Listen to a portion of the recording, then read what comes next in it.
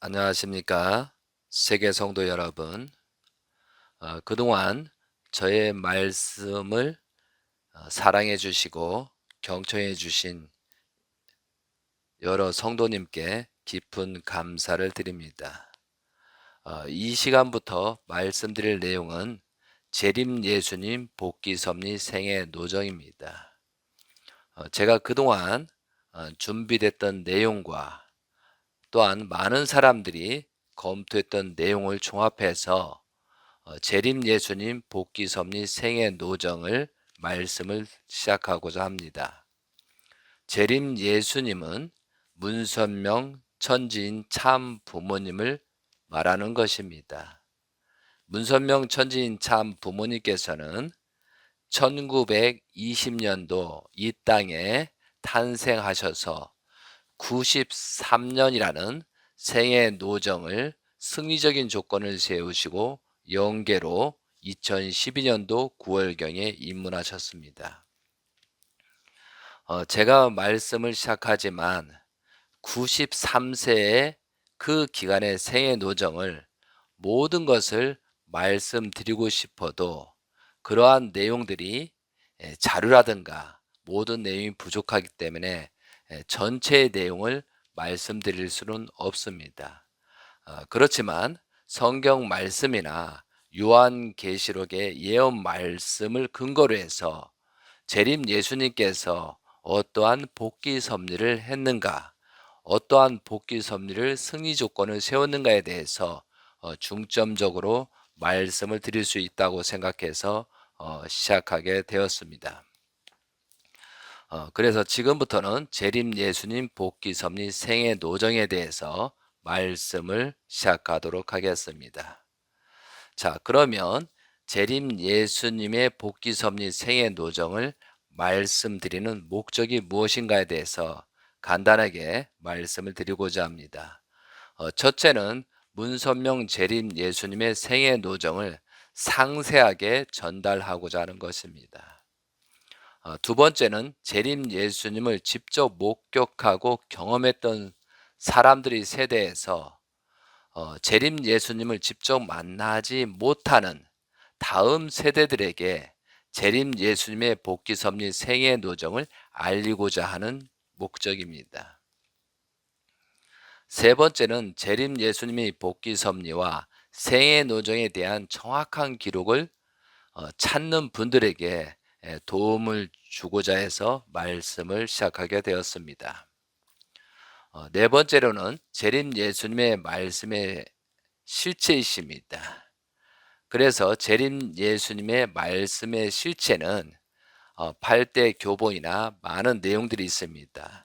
근데 실체란 의미는 여러 가지가 있지만 하나님의 성전으로서 몸으로 직접 행동하고 실천한 내용을 기록한 것이 실체 말씀이라는 사실입니다.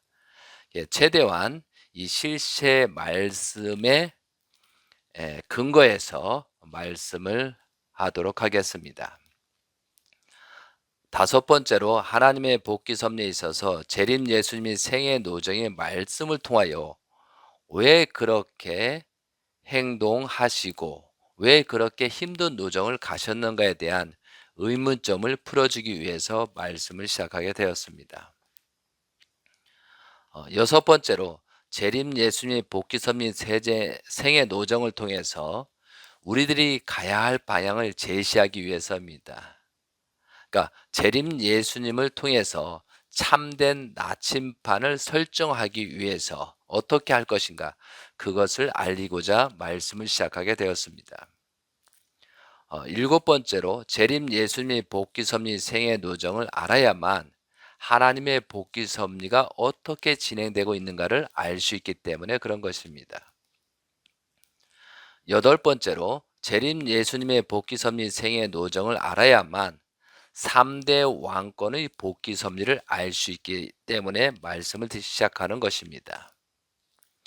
아홉 번째로 하나님이 바라시고 원하시는 인생을 살아가는 방법, 우리들의 방향을 제시하고자 하기 위해서 전달하는 것입니다. 열 번째로 예수님은 재림하실 것을 약속하셨습니다. 그리고 요한계시록에 재림 예수님이 언제 어디로 어떻게 오시고 재림 예수님이 복귀 섭리가 어떻게 될 것인가가 예언되고 있습니다. 그 예언 말씀들이 어떻게 성취 완성되었는가를 말씀드리고자 하는 것입니다. 11번째로 이 말씀을 통해서 세상 사람들이 하나님이 바라시고 원하시는 길을 찾아가는 길잡이 역할을 하기 위해서 강의를 시작하게 되는 것입니다. 12번째로 이 말씀을 최대한 사실 근거로 말씀을 드리고자 하고 시작했습니다. 그러나 부족한 내용이 있을 수 있습니다. 그래서 이 내용 중에 사실과 다른 부분이 있으면 연락 주시면 대단히 감사하겠습니다. 저는 재림 예수님을 직접 관계했던 내용들을 지금 수집하고 있습니다. 그러한 것을 알고 계시는 분들은 연락 주시면 대단히 감사하겠습니다. 13번째는 부족하지만 재림 예수님의 복귀 섭리 생애 노정을 강의하고자 합니다. 그래서 이 강의를 통해서 조금이나마 많은 사람들이 이 말씀을 통해서 하나님이 바라시고 원하시는 길을 가고자 하기 위해서 시작하게 되었습니다. 이 13가지 목적입니다. 근데 이 말씀을 제가 강의한 내용을 말씀을 듣는 분들은 많이 계십니다. 근데 어떤 때는 앞뒤가 안 맞고 조금 어려운 말도 있고 또한 갑자기 이상한 말을 하기도 하는 경우가 많이 있습니다. 근데 저는 어떤 강의안을 가지고 말씀을 드리는 것이 아니고 조금이나마 부족하지만 느끼는 대로 말씀을 드리고 있습니다. 많은 사람들이 성령으로 역사하게 되면 방언도 하고 뭐 예시도 하고 예언도 하고 그러지 않습니까? 저는 강의안을 만들게 되면 자꾸 말하기가 더 어렵습니다. 그래서 간단하게 메모라든가 요약만 해서 그 내용을 집중적으로 느끼는 대로 또한 영적으로 교감에 의한 내용을 전달하고 있습니다. 그렇게 이해해 주시고 경청해 주시면 대단히 감사하겠습니다. 제가 문선명 재림 예수님을 이제부터는 재림 예수님이라고 계속 말씀을 할 것입니다. 4천년 후에 아담 하로부터 4천년 후에 아담 하가 책임을 못했던 내용을 가지고 하나님의 복귀 섭리 승리 기준 위에서 예수님께서 오셨습니다. 예수님께서는 하나님의 아들로 오셨습니다. 그런데 예수님이 뜻하신 그런 내용이 되지 못하고 유대 민족들이 불신으로 말미암아 기대가 없기 때문에 결국은 영계로 입문하셨습니다. 그리고 2000년 후에 재림하실 것을 예언하셨습니다. 그 재림하신 분이 문선명 천지인 참 부모님이십니다. 그래서 같은 분이십니다. 예수님이 재림하신 분이 문선명 천지인 참 부모님이십니다. 예수님께서 다하지 못한 내용을 승리적으로 완성하시고 또한 하나님이 바라시고 원하시는 실체를 이 땅에 출현하시고 완성, 완료, 완결하시고 영계로 입문하신 분이 문선명 재림 예수님이십니다. 그래서 지금부터는 예수님이나 재림 예수님은 똑같은 분이시기 때문에 재림 예수님으로 계속 말씀을 하도록 하겠습니다. 문선명 재림 예수님에 대해서는 600권 이상의 말씀집이 있고 천성경 그리고 8대 교본들이 있습니다. 많은 내용들이 사실 근거에 기록된 내용이 많이 있습니다. 그런데 예수님은 성서의 기록을 조사를 해보면 3년 6개월 생애 노정만 기록하고 있습니다. 신약 말씀 사복음서는 예수님의 생애 노정을 기록한 내용입니다. 3년 6개월의 예수님의 생애 노정을 기록한 내용이죠. 근데 예수님께서 지상에서 많이 생활하면서 기대를 쌓았다면 그 기대에 맞게 예수님은 자신의 실체에 대해서 많이 소개하였을 것입니다. 예수님을 믿고 따르는 자가 없었기 때문에 예수님 자신이 소개를 하지 못한 것입니다. 특히 태어난 기록은 조금은 있지만 태어나서 30세까지 세상을 다니시면서 수행하시고 그 기대 조성을 했던 내용들이 성경에 기록이 없다는 것이 가장 슬픈 것입니다. 그거와 마찬가지로 지금 재림 예수님 복귀선민 생애 노정을 제가 말씀드리는 것은 많은 사람도 그 내용을 정리하고 있지만 또한 제가 직접 목격하고 제가 실제 보고 모든 내용을 종합한 것을 이렇게 말씀을 해놓으면 기록으로 남을 것입니다. 또한 그런 내용을 가지고 연구를 할 것입니다. 예수님 당시에 그러한 사람이 부족했다는 것이 안타까운 현실입니다.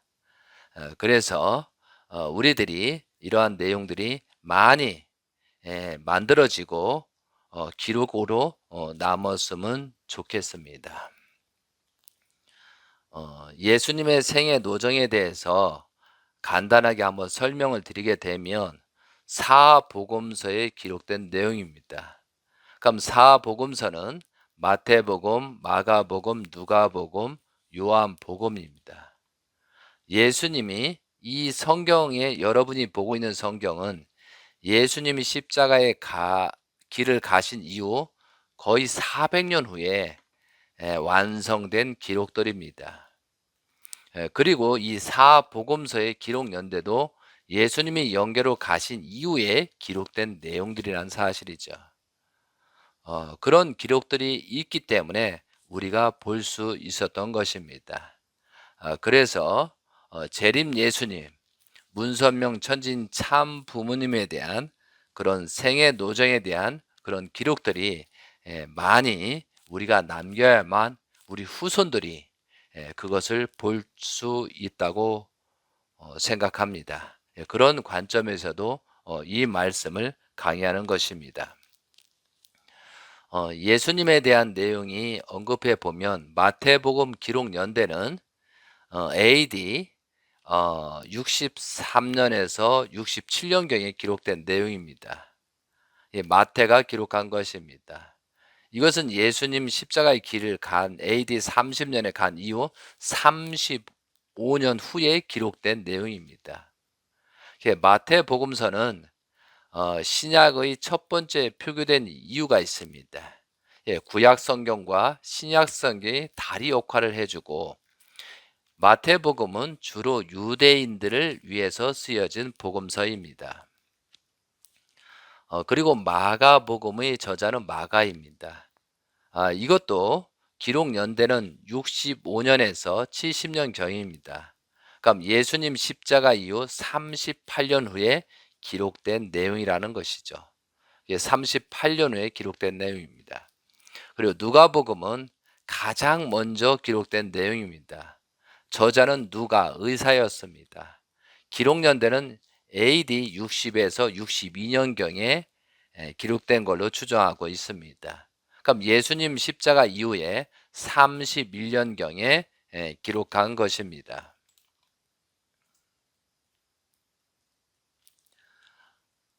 누가복음의 기록 방법은 누가는 직업이 의사였기 때문에 시간별, 장소별, 그런 것들을 재배열해서 세밀하게 기록했습니다.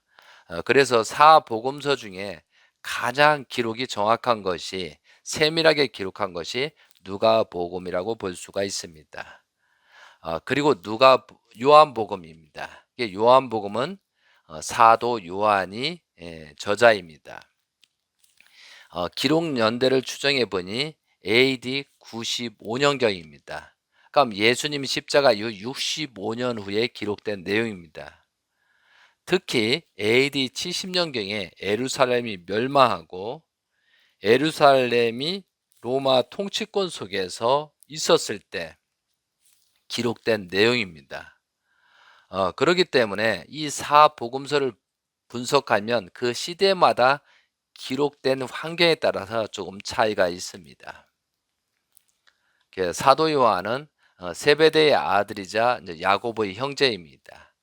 그리고 예수님의 제자 이전에 세례 요한의 제자이기도 합니다. 그래서 특히 요한계시록은 AD 95에서 96년경에 기록된 것입니다. 아마 요한계시록이 없었다면 지금 재림 시대에 굉장히 혼돈을 가져왔을 것입니다. 조금 이 사복음서에 대해서 좀 더 검토를 해본다고 하면요. 사복음서의 기록 연대를 보면 마태, 마가, 누가는 AD 70년경, 유대 자치권 시대에 기록한 것이고요. 요한복음은 AD 70년 예루살렘 멸망한 이후 로마 통치권 시대에 기록한 것입니다. 그래서 마태, 마가, 누가하고 요한복음은 시대적인 배경이 전혀 다릅니다. 그래서 성경 기록의 시간 개념, 마태, 마가, 누가복음은 유대식 시간표를 기록한 것이고 요한복음은 로마식 시간표를 기록한 것입니다. 그래서 읽을 때 봉독할 때 혼돈이 오는 것입니다. 성경 기록의 이제 시대 상황을 보면 로마 통치권 시대에 기록된 내용과 좀 다르잖아요. 그래서 이제 우리들이 저도 이제 이런 말씀을 드리지만 많은 부분에 대해서 재림 예수님에서 많은 사람이 기록을 좀 남겼으면 좋겠습니다. 그리고 성경 기록의 장소 현황을 보면 마태, 마가, 누가복음은 갈릴리 지역을 중심으로 기록하였고 요한복음은 예루살렘의 지역을 중심으로 기록하였습니다. 그리고 성경 기록의 대상은 마태복음은 유대인을 대상으로 기록했고 마가복음은 로마인을 대상으로 기록했고 누가복음은 헬라 이방인을 대상으로 기록했습니다. 그리고 요한복음은 에베소, 소아시아, 다음 세대를 대상으로 기록한 것입니다. 예수님에 대한 소개는 마태, 마가, 누가복음은 예수님이 메시아임을 설득하고 소개하고 증거하는 내용으로 기록했고요. 요한복음은 예수님이 메시아임을 선포하고 증거하는 내용으로 기록하였습니다. 그래서 마태, 마가, 누가복음은 예수님은 하나님의 아들, 다윗의 자손, 인자, 메시아, 그리스도로 소개로 그렇게 소개를 했습니다. 요한복음은 예수님을 하나님의 아들, 메시아, 로고스, 이 로고스가 처음 들어갔습니다. 그리고 하나님의 어린 양, 랍비, 예언자로, 그죠? 소개했습니다. 여기서 랍비는 저 선생을 말하는 것입니다. 그래서 우리들이 저도 이 재림 예수님의 복귀선 및 생애 노정을 저는 되도록이면 성경적인 예언 말씀과 연동해서 말씀을 드리고자 합니다. 그래서 저 본문에 들어가기 전에 재림 예수님께서 원리 강론을 말씀을 하셨습니다. 그리고 또한 요한계시록 예언 말씀을 그대로 성취하셨습니다. 그래서 저는 요한계시록과 예수님의 생애 노정, 재림 예수님의 생애 노정을 분석해 보면 정확하게 시간과 공간을 그때 그때마다 말씀을 하시고 선포하신 내용을 보면 예수님께서 예언하신 말씀과 또 하나님께서 사도 요한을 통해서 예언한 말씀들을 정확하게 성취하는 내용, 그런 내용들이 많이 관계에 있다고 볼 수가 있습니다. 재림 예수님께서는 원리 강론, 어, 원리 강론을 1950년도에 원본을 출시하시고 그 이후에 원리 강론이 나왔습니다. 많은 사람들이 재림 예수님을 알고자 원리 강론을 보고 있습니다. 그럼 요한계시록의 예언 말씀을 알기 위해서는 제3장 섭리 역사의 각 시대와 그 연수 형성, 원리강론 400에서 430페이지 섭리적 동시성의 그런 내용들을 알아야 되겠습니다. 그리고 제4장, 원리강론 제4장에 섭리적 동시성으로 본 복귀섭리 시대와 복귀섭리 연장 시대입니다. 원리강론 431에서 475페이지에 기록된 내용입니다. 그것을 알게 되면 요한계시록에 예언하고 어떤 관계가 있는가 조금이나마 알 수가 있습니다. 그리고 제5장 메시아 재강림 준비 시대와 재림년 시대, 원리강론 476에서 마지막 568페이지까지 그 기록 내용을, 특히 메시아 재강림 준비 시대라는 내용을 비춰볼 때는 요한계시록과 많은 예언들이 연결되어 있다는 사실을 알 수가 있습니다. 자, 지금까지는 재림 예수님인 복귀섭리 생애 노정에 대해서 들어가기 전에 그 취지와 목적에 대해서 말씀을 드렸습니다. 자, 93년이라는 생애 노정을 어떻게 함축해서 말씀을 드릴 것이냐, 이거에 대해서 이제 상당한 저는 고민을 많이 해왔습니다. 근데 재림 예수님의 생애 노정 플러스 성경 말씀 예언과 복귀섭 및 동시성과 연결해야 되고, 그 당시에 세계 섭리가 어떻게 되었는가, 그리고 그 세계 섭리에 맞춰서 재림 예수님이 어떠한 복귀 섭리를 하셨는가를 종합해서 말씀을 드리도록 하겠습니다.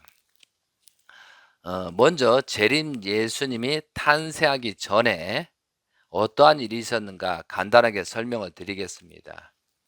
재림 예수님의 시점은 1917년도 루터 시대 400년 후입니다. 그러니까 원리강론에 보면 430세 재림 강림 준비 시대가 있잖아요. 그 내용과 똑같이 1517년 루터 종교 개시부터 400년 기간에 지난 다음에 그때 재림주가 출현하게 되는 것입니다. 그럼 그 시점은 1차 세계대전 종료부터 재림이 시작됐다고 볼 수가 있습니다. 그럼 제1차 세계대전은 4년 3개월인데 1914년도 7월 28일부터 1918년도 11월 11일 날 그 1차 세전 기간입니다. 그럼 2차 세계대전은 1939년 9월 1일부터 1945년 9월 22일까지 약 6년 기간이 되었습니다. 그래서 우리가 원리강론 247페이지 메시아를 위한 기대를 보면, 믿음의 기대는 첫째는 그를 위한 중심 인물이 있어야 하고, 둘째로는 그것을 위한 조건물을 세워야 합니다. 셋째로는 그와 관련돼서 수리적인 탕감 기간을 세워야 합니다.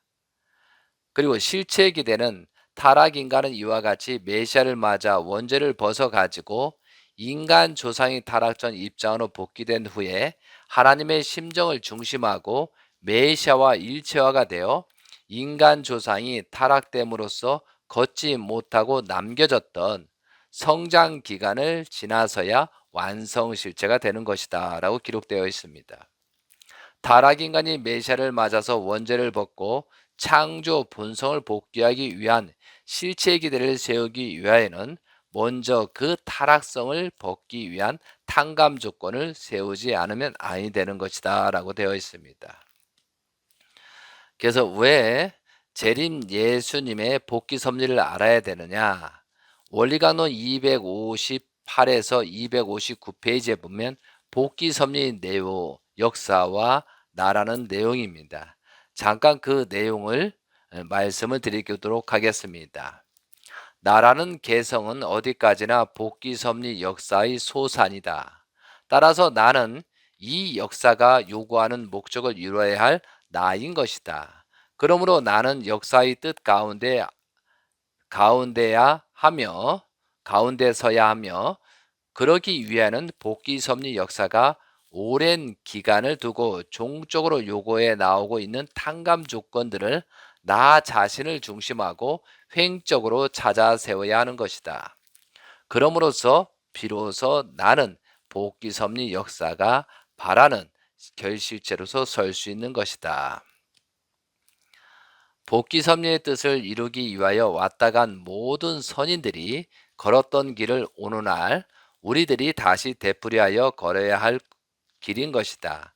그렇기 때문에 타락 인간은 복귀 섭리의 내용을 모르고서는 결코 생명의 길을 찾아 나갈 수 없는 것이다. 우리들이 복귀 원리를 자세히 알아야 하는 이유는 실로 여기에 있는 것이다. 이 말씀처럼 복귀 섭리는 알아야 됩니다. 재림 예수님의 복귀 섭리를 알아야 되고 성경을 알아야 온전한 길을 갈 수 있다고 여기서 표기하고 있는 것입니다.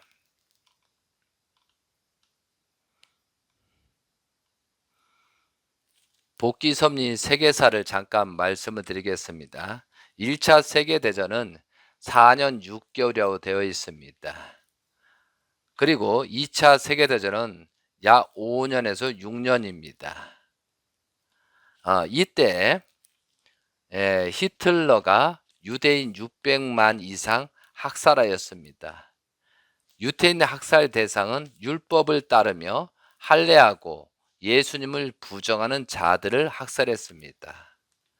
그러면 유대인들이 왜 학살되어 있는가? 재림 예수님 말씀입니다. 말씀지 19권에 102페이지에 이런 내용이 나옵니다. 히틀러의 손에서 600만이 학살된 것도 다 예수님을 죽인 죄 때문입니다. 말씀지 17권 212쪽입니다. 예수님을 불신했기 때문에 당시 교회 책임자들은 지옥 밑으로 가야 했다. 그리고 이스라엘 민족은 재림의 그날까지 지상에서 지옥 생활을 해야 했다. 오늘날 그들이 독립한 것은 용서받을 수 있는 때가 되었기 때문이다. 용서받는 과정에서 사탄편 상징자인 히틀러는 600만의 이스라엘 사람을 학살했던 것이다. 말씀지 244권 217쪽입니다. 2차 대전 당시에 유대인 600만이 짐승처럼 취급당하면서 죽어갔습니다. 짐승 이하의 취급을 받고 가장 비참한 자리에서 사라져 간 것입니다. 왜 당시에 인류의 참부모로 오신 예수가 유대인들의 손에 의해 살해당했기 때문입니다. 같은 대가를 치르지 않고는 탕감할 수 없는 것입니다. 역사는 결국 교차하는 거예요. 이스라엘 민족은 똑같은 양의 희생을 치른 것입니다. 말씀집 312권 257에서 258페이지입니다. 이스라엘 민족이 2차 대전 말기에 독일의 히틀러에게 600만이 학살당한 것을 사탄이 그랬어요. 하나님이 허락해서 그랬겠어요? 하나님이 허락 가운데 벌어졌다는 거예요. 유대 민족이 세계적 탕감의 죄의 양을 채우지 못했다는 것입니다. 그러니까 실제 재물이 된 거예요. 실제 재물 육수를 대신한 600만이 학살됨으로써 말미암아 그로 말미암아 세계 인류의 해방권을 가져올 수 있는 새로운 출발이 벌어진 거예요. 그래서 나라는 나라로 돌아가 가지고 건국할 수 있는 노름을 벌어진 거예요. 그래 해방 이후 3년 만에 이스라엘이 독립국가로 등장한 거예요. 자, 여기서 이제 히틀러에 대한 내용을 왜 언급하고 600만 학살을 말하냐면요.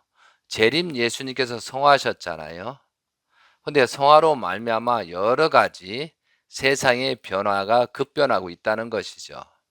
그렇기 때문에 재림 예수님의 성화에 관련돼서 모르게 되면 모르는 가운데 어떠한 일이 생기는 거에 대해서 대처할 수 있는 방법이 없다는 것이죠. 그래서 말씀을 드리는 것입니다. 그때와 지금이나 굉장히 밀접한 관계를 가지고 있다는 것입니다.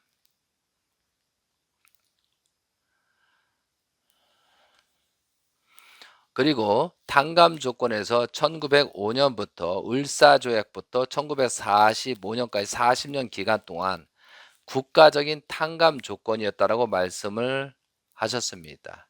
이때 이제 1938년도 일제 한글 금지, 뭐 8.15 해방때까지 엄청난 고통을 받았고 또한 재림 예수님을 제대로 모시지 못해서 1950년도 6.25 사변 한국 전쟁이 또 일어나고 말았습니다. 자, 그러면 지금부터 재림 예수님의 생애 노정에서 시간이 되는 만큼 언급을 하도록 하겠습니다. 재림 예수님의 출생에 대한 성경 말씀 예언입니다. 요한계시록 7장 1절입니다. 2일 후에 내가 내 천사가 땅 내 모퉁이에 선 것을 보니 땅의 사방으로 바람을 붙잡아 바람으로 하여금 땅이나 바다에나 각종 나무에 불지 못하게 하더라. 7장 2절 또 봄에 다른 천사가 살아계신 하나님의 인을 가지고 해 돋는 데로부터 올라와서 땅과 바다를 해롭게 할 권세를 받은 네 천사를 향하여 큰 소리로 외쳐 이르되 우리가 우리 하나님의 종들의 이마에 인치까지 땅이나 바다나 나무들을 해하지 말라 하더라. 이 예언 말씀처럼 동방에 재림 예수님이 출현하게 된 것입니다. 그러니까 해 돋는 대로부터 동방이죠. 그런 식으로 해서 성경 말씀이 성취돼서 1920년도에 재림 예수님께서 탄생하셨습니다.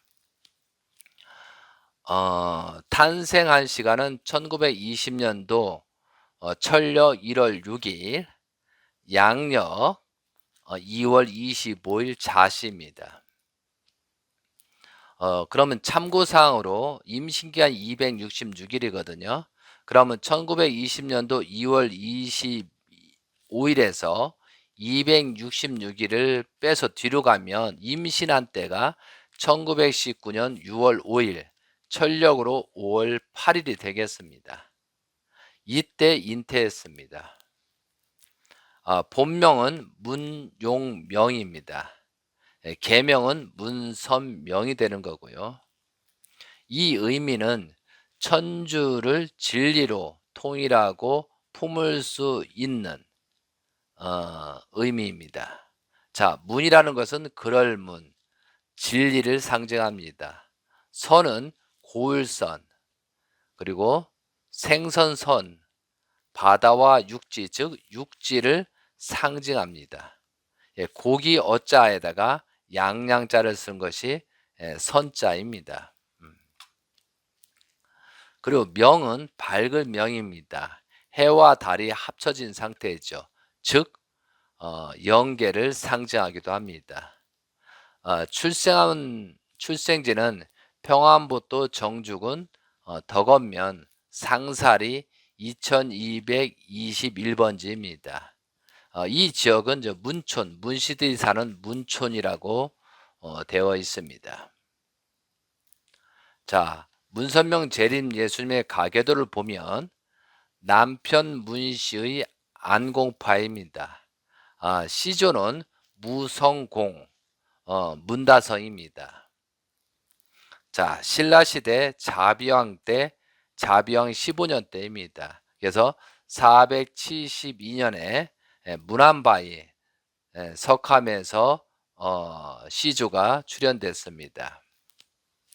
하늘의 하사 남편 문씨입니다. 자는 명원이고 호는 삼광입니다. 백제 땅에서 탄생하여 신라 궁중에서 성장했습니다. 신라 화랑도의 초석을 다지기도 했습니다. 그리고 증조 할아버지 문성학입니다. 그래서 고조 할아버지가 낳은 지 삼형제 중 셋째 아들로 태어났습니다. 조 할아버지는 치국, 신국, 윤국, 삼형제 중 첫째 치국 할아버지입니다. 부친 충부님은 문자 경자 유, 문경유입니다. 모친은 충부님으로 김자 경자 개자입니다. 김경래이십니다. 이분들은 7남 6녀 13명의 자녀를 낳았습니다. 차남 둘째 아들로 태어난 것이 재림 예수님이십니다. 그래서 13명인데 첫 번째 여자, 두 번째 여자, 세 번째 남자 문용수입니다. 네 번째 여자 문효순이고요. 다섯 번째 남자 문용명, 문선명 재림 예수님이십니다. 그리고 여섯 번째가 여자 문효심, 일곱 번째는 여자 문효순입니다. 여덟 번째가 여자 문효선입니다. 그리고 아홉 번째가 남자 문용호입니다. 그리고 열 번째 남자가 문용관, 그리고 11번째 남자, 12번째 남자, 13번째 남자, 이렇게 돼서 13 남매를 출생하셨습니다. 대단하시죠? 그리고 이제 1991년도 북한 방문시의 생존자가 문효순하고 문효선이를 보셨습니다. 그리고 10살 무렵에 그의 형인 장남 문용수와 누나인 삼녀 문효순이 정신질환을 앓아서 치유를 위해서 가족들이 하나님을 믿기 시작했다라고 기록되어 있습니다. 그래서 정죽은 덕원면 덕흥동의 덕흥 장로교회를 다니며 개신교로 개종하였습니다. 그리고 문용수, 문효수는 정신질환 이후 완치되었습니다. 부친인 문경우 충부님입니다. 충부님. 부친이시는 문경유 선생 충부님은 몸이 건강하고 성격이 어질고 인정 많기로 소문난 분이셨습니다. 인정이 얼마나 크냐면 달라는 이에게 주고 빼앗는 자에게는 빼앗기는 분이셨다고 합니다. 약속은 반드시 지켜서 법이 없어도 사시는 분입니다. 그리고 400페이지에 달하는 찬송가를 가사를 암기하셨다고 합니다. 그리고 이제 손금에는 내 손에는 세계적으로 큰 아들이 있다라는 그런 손금을 가셨다고 합니다. 그리고 저 모친인 김경계 여사, 충무님이죠, 충무님. 어, 어, 김경계 충무님께서는 충심의 집안인 연안 김씨입니다. 어, 이- 시집을 오실 때 돈을 종을 데리고 올 정도로 가문이 굉장히 돈이 있는 집안이었다고 봅니다.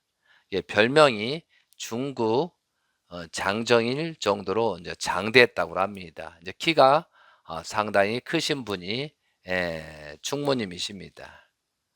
그래서 13분의 자녀를 출생했고 팔남매를 키웠습니다.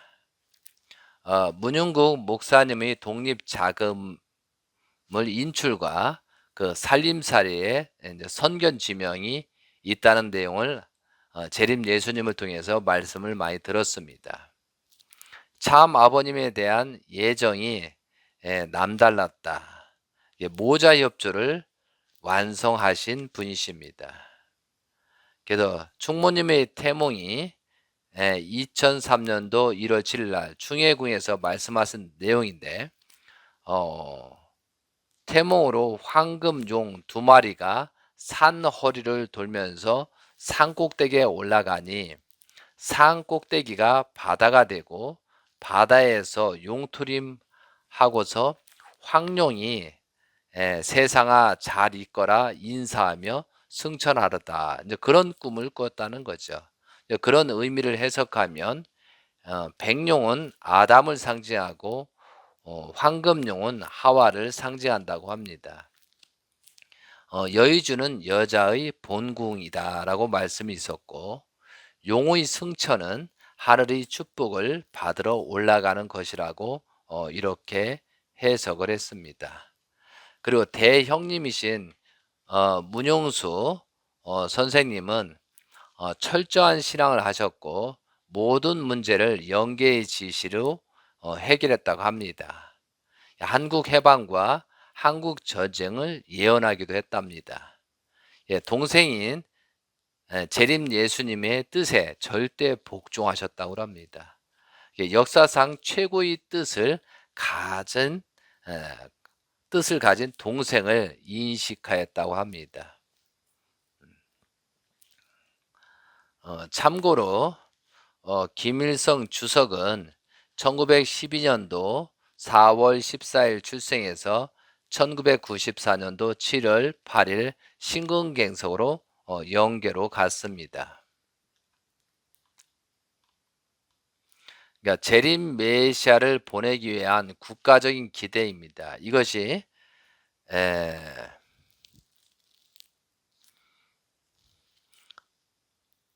그 기간이 아, 유관순 열사 독립시대입니다. 그리고 유관순 열사의 이제 선고 공판 그런 내용들이 많은 독립운동에서 그런 시기에 탄생하셨다라고 기록되어 있습니다.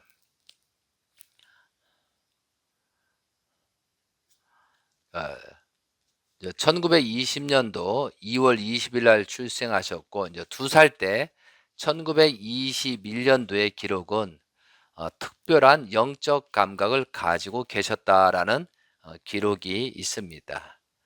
그리고 3살 때 1922년도에는 3살 때 하나님의 음성을 듣기 시작하셨다라고 했습니다. 그리고 4살 때는 타락 원리를 다 알았다. 하늘과 특별한 영적 교류의 가르침을 받았다라고 하셨습니다. 그리고 어디로 가든지 위험에 처하지 않도록 안내해 주셨다고 합니다. 참 아버님이 찾는 동물이 어디에 있는지 그 위치도 가르쳐 주셨다고 합니다. 1924년도 5세 때입니다. 5살 때 사진을 가지고 중매를 하기도 하셨답니다.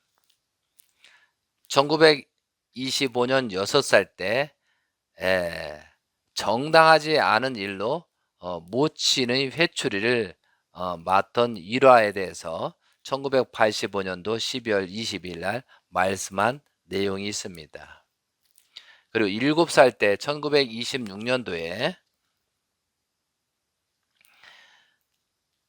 7살 때 한문서당에서 공부를 하셨답니다. 그래서 7세부터 13세까지 세 곳의 서당을 다녔다고 하십니다. 그때 천자문, 동문선습, 사략, 그 다음에 명심보감, 소화까지 완료하셨다고 합니다. 서당에서 조교 역할을 했다고 합니다. 그리고 입과 발가락으로 붓을 물고 글씨를 쓰기도 했답니다. 그러니까 입으로도 쓰고 발가락으로도 붓글씨 쓰는 연습을 했다고 합니다. 그래서 이제 심오한 한문 실력과 전문인 경지에 붓글씨를 쓰게 됐다고 하셨습니다. 예, 우리도 이제 이렇게 희유라든가 그런 거 보면 보신 분들한테 대단히 그 힘이 있고 넘치는 그 글씨를 쓰셨습니다. 그래서 7살 때부터 그런 글씨를 배웠기 때문에 그게 가능했다고 볼 수가 있습니다. 8살 때 기록은 없고요. 1928년도 9세 때, 9살 때 큰 아이로부터 불의하게 매를 맞아 코피가 터졌다고 합니다. 그래서 그 집에 찾아가서 30일 만에 그의 부모로부터 항복을 받아낸 일화도 있다고 합니다. 이 내용은 아마 자서전에도 있는 걸로 알고 있습니다. 자, 그리고 10살 때 1929년도입니다.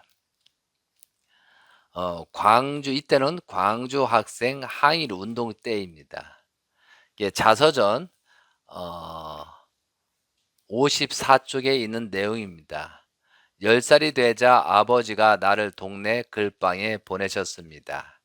글방에서는 하루에 책 한 장만 떼면 되었습니다.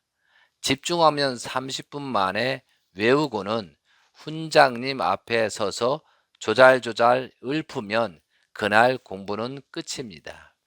글방에 다니면서 논어 맹자를 읽으며 한자를 배웠는데 내가 글씨를 곧잘 썼습니다. 자서전 59쪽입니다. 내 나이 10살 무렵 목사님 문윤국 할아버지 덕분에 우리 집안은 모두 기독교로 개종하고 열심히 신앙생활을 했습니다. 의로운 성격 때문에 10살을 전후해서 10마리 안팎의 심리의 안팎의 소년 대장이 되었다 합니다. 10살도 힘이 건장하고 힘이 굉장히 셌다라고 볼 수가 있습니다.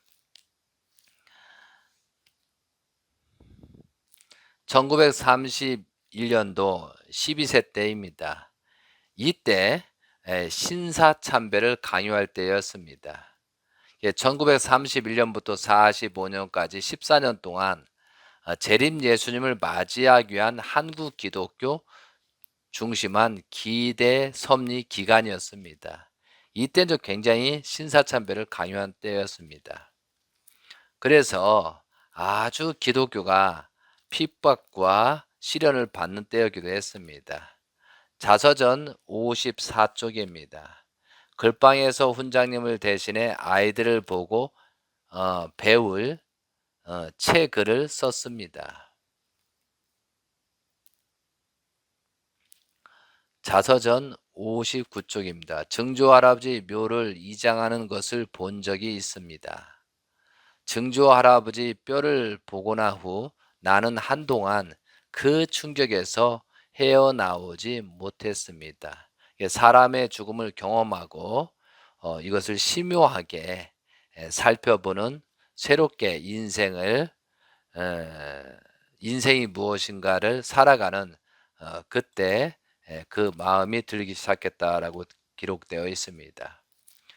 13세 때 1932년도 한문 서당에서 공부를 했습니다. 이때까지 1926년부터 1932년까지 7세부터 13세까지 한문 서당에서 어 공부를 했다고 기록되어 있습니다.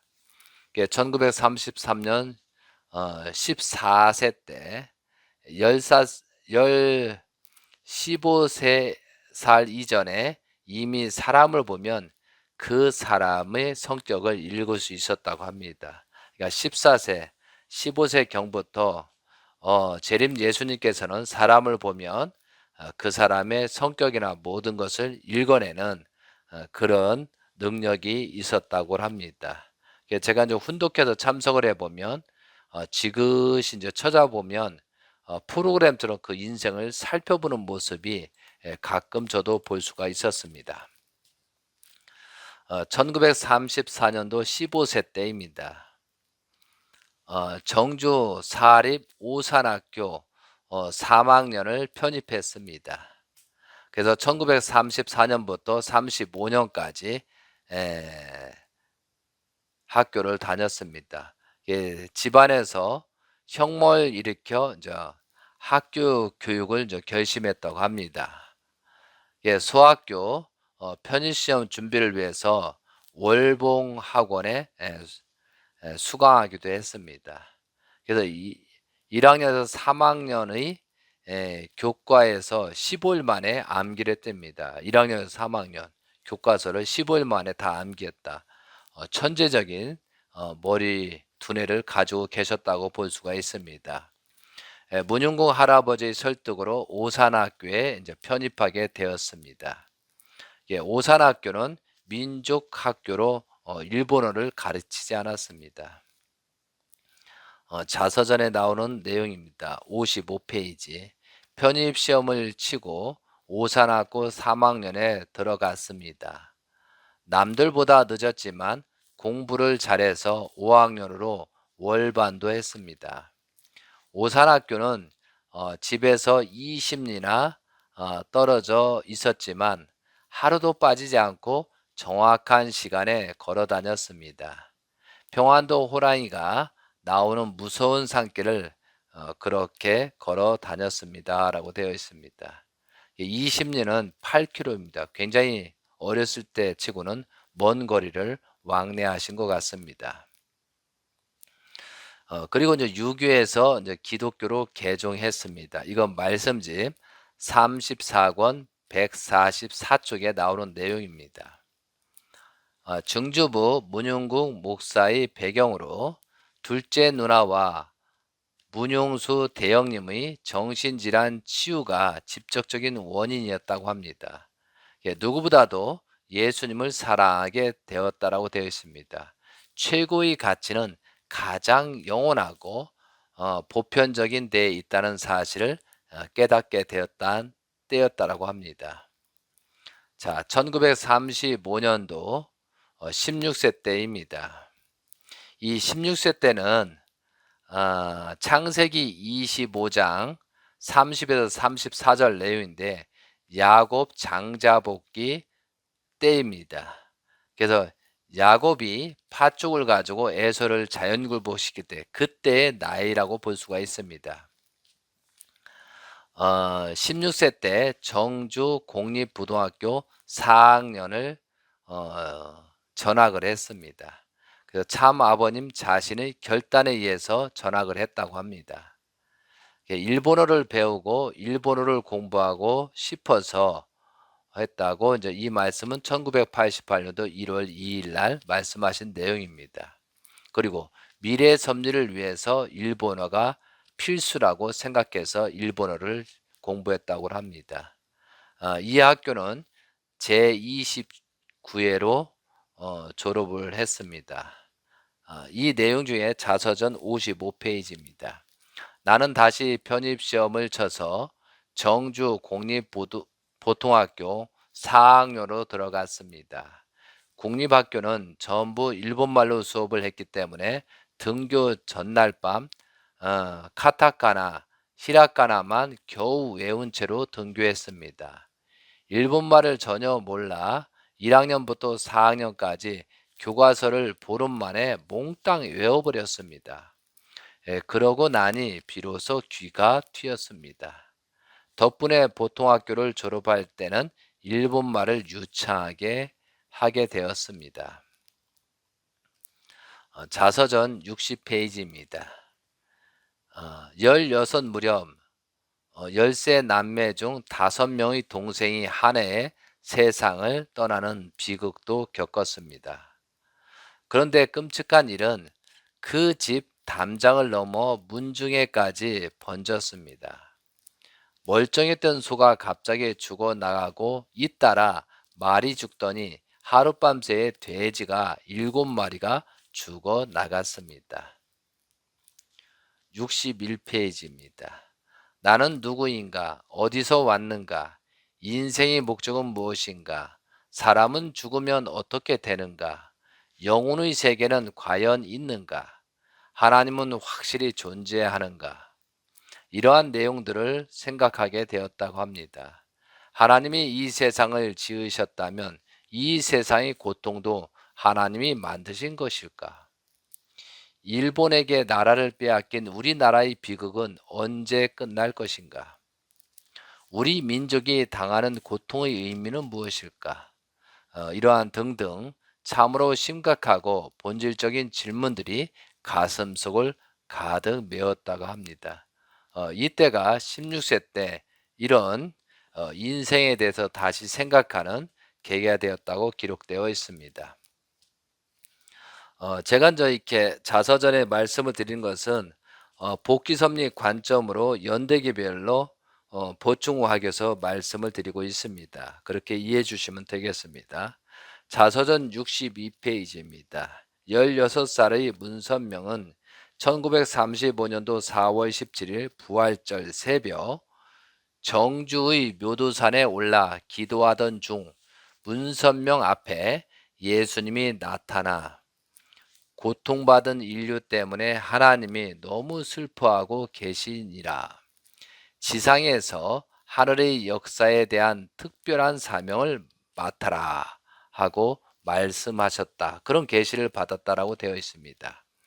그날 나는 슬픈 얼굴에 예수님을 확실히 보았습니다. 그리고 그 음성을 분명히 들었습니다. 예수님을 현현한 내 몸이 사시나무 떨듯 심하게 떨렸습니다. 그 자리에서 당장이라도 죽을 것 같은 두려움과 터질 듯한 감격이 한꺼번에 엄습했습니다. 예수님은 뚜렷하게 앞으로 내가 해야 할 일을 말씀해 주셨습니다. 고통받는 인류를 구해 하나님을 기쁘게 해드리라는 엄청난 말씀이었습니다. 저는 못합니다. 제가 그걸 어떻게 하겠습니까? 제가 그렇게 막중한 임무를 내리시다니요. 정말 두려웠습니다. 어떻게든 피하고 싶어 예수님이 옷자락을 붙잡고 한없이 울었습니다. 이어 말씀처럼 1935년도 4월 17일 날 부활절 아침에 묘두산에서 기도하던 중에 천명을 받게 되었습니다. 그 천명 내용이 뭐냐고요? 타락의 혈통으로 태어난 부모 없는 고아로서 수천 수만 년을 방황하고 있는 인류를 구해 함께 데리고 들어오라. 이 말씀의 계시를 받았다고 합니다. 이것은 평화신경 제16장 283페이지에 나오는 내용입니다. 하늘의 천명과 참 아버님이 메시아 자각을 받았다. 이렇게 말씀한 내용은 2002년도 4월 28일 날 이렇게 재림 예수님께서 말씀하셨습니다. 메시아의 자각은 자신의 정체성을 자각하는 것이다. 이때의 사건은 메시아 자각이지 메시아 소명이 아니다라고 말씀하셨습니다. 그 경험 이후 계속 고뇌하게 됐다고 했습니다. 그리고 그 고뇌를 담아 16살에 영광의 면류관 이름의 제목을 시를 쓰게 되었습니다. 이 내용은 자서전 64페이지의 내용이 나옵니다. 자, 오늘은 영광의 면류관을 봉독하고 나서 1920년도 태어나셔서 1935년까지 내용을 어 정리해서 말씀을 드리고 이 시간에는 여기까지 하도록 하겠습니다. 영광의 면류관입니다. 내가 사람을 의심할 때 나는 고통을 느낍니다. 내가 사람을 심판할 때 견딜 수 없습니다. 내가 사람을 미워할 때 존재 가치를 잃고 맙니다. 그러나 만일 믿으면 나는 속임을 당하고 맙니다. 이 저녁 나는 머리를 손바닥에 묶고 고통과 슬픔에 떨고 있습니다. 내가 틀린 것입니까? 그렇습니다. 내가 틀린 것입니다. 비록 속임을 당할지라도 믿어야 합니다. 비록 배신을 당할지라도 용서해야 합니다. 미워하는 사람까지도 송두리째 사랑하십시오. 눈물을 닦아내고 미소를 맞이하십시오. 남을 속이는 일백에 남을 속이는 일밖에 모르는 자들을 배신을 하고도 뉘우칠 줄 모르는 자들까지도 오 주여 사랑하는 아픔이여 저의 이 고통을 보소서 불타는 이 가슴에 주의 손을 얹어 주소서 저의 심장은 깊은 고뇌로 터질 듯만 하옵니다. 그러나 배신한 자들을 사랑할 때 나는 승리를 쟁취합니다. 만일 당신도 나와 같은 사랑을 한다면 나는 그대에게 영광의 면류관을 들으오리다. 이것은 이 시는 2002년도 세계 시인 협회에서 주관하는 세계 시 경시대에서 최우수상의 수상을 받게 되었습니다. 자, 재림 예수님 복귀 섭리 생애 노정 이를 강의를 드렸습니다. 다음 시간에는 2로 이어서 말씀을 드리기로 하고 시간 관계상 여기까지 말씀을 드리고 마치도록 하겠습니다. 감사합니다.